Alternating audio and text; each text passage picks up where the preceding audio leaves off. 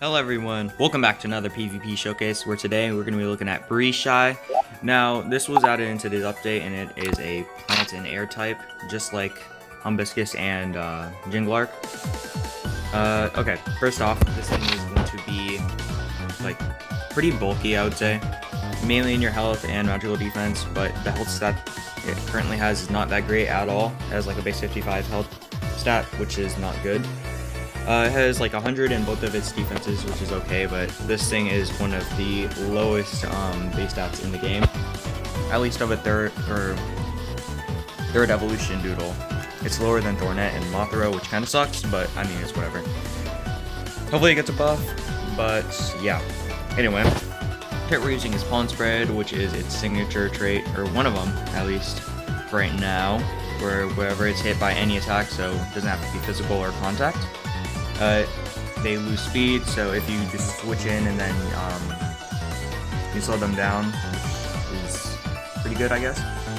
But yeah, it's not that great because this thing is a slow pivot, but it's still fine. It still works. Anyway, here are our moves. We're using Heal, Hit and Run, Tingling Vines, and Dispose, just so that we can basically just be a supportive Doodle. You just want to set up Entangling Vines first and then pivot out, or Dispose if your opponent switches, or not switches, sets up Hazards, which is going to be, I don't know how often, but this thing has 4 weaknesses, 2 of them being quad weak, not that great defensively, like I said before. We're using Use Crown so that we can recover a little bit of health, and here are the equipment.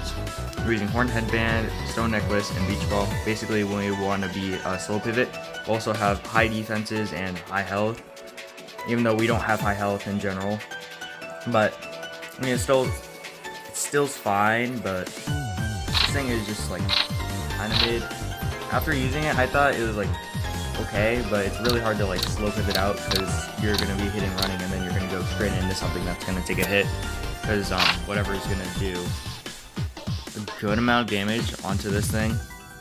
So it's gonna activate the trait and then you're just gonna hit run and then you're just gonna be taking an incoming hit. So it doesn't really work that well together. But yeah, that's basically it. Let's hop into the first battle.